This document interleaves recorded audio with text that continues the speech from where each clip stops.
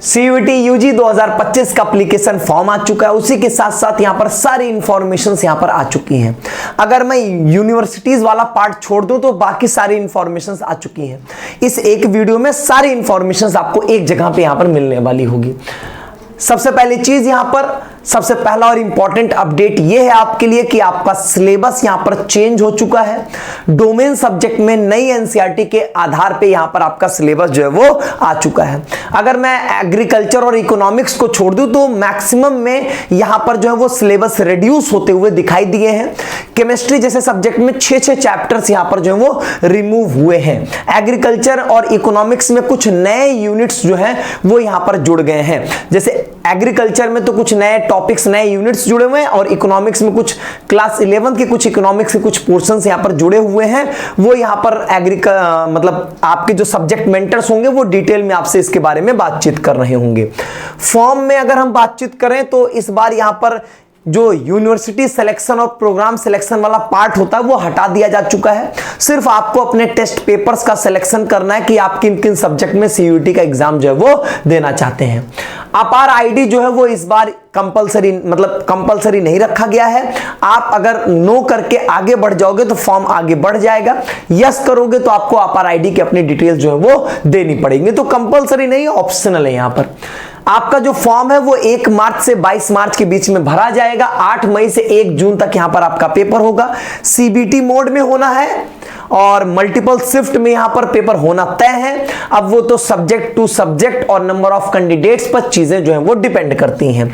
अगर हम बातचीत करें तो डॉक्यूमेंट में आपको फोटो सिग्नेचर और PWD सर्टिफिकेट यहां पर अपलोड करना होगा।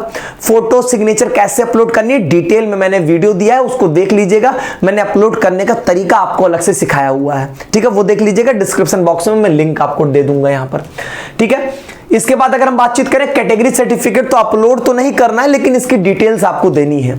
अगर आपके पास कैटेगरी सर्टिफिकेट है तो वहां पर आप सर्टिफिकेट नंबर, इशूइंग डेट और जिस अथॉरिटी के द्वारा इशू किया गया वो दोगे। नहीं है तो आपने अप्लाई किया हो, ये बहुत इंपॉर्टेंट है, क्योंकि अप्लाई करने के बाद आपको जो एप्लीकेशन रिसिप्ट नंबर होगा, किस डेट पे अप्लाई किया था और किस अथॉरिटी के थ्रू किया था, वो इंफॉर्मेशन यहां पर आपको देनी पड़ेगी, ठीक है। अगर आपके पास पुराना सर्टिफिकेट है तो भी कोई दिक्कत नहीं है, अगर नहीं है तो अप्लाई कर दें, क्योंकि उसकी डिटेल्स यहां पर आपको देना पड़ेगा।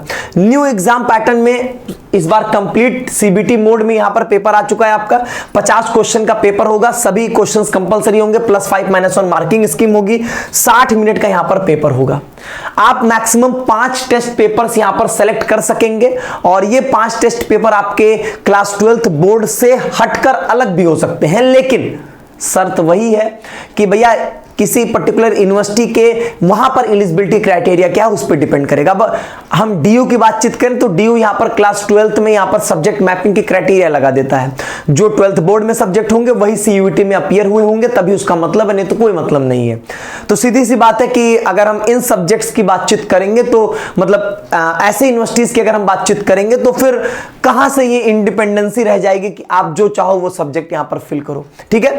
और अभी तक यूनिवर्सिटी ऐड नहीं हुई है, यूनिवर्सिटी की जो वेबसाइट पे कोई इंफॉर्मेशन नहीं है, इसीलिए अभी हम आपको फॉर्म भरने से रोक रहे हैं।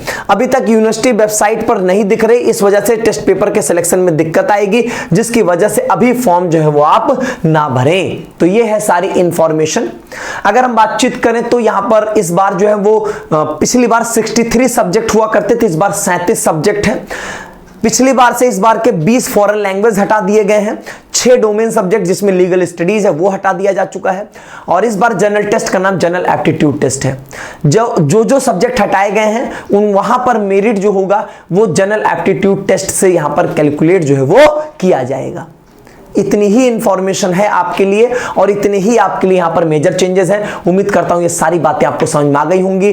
कोई भी डाउट हो तो कमेंट बॉक्स में बताइएगा, लेकिन आप एक बार देखिएगा हर एक टॉपिक पे सेपरेट वीडियोस यहां पर आपको दे दी गई हैं। बहुत बहुत धन्यवाद।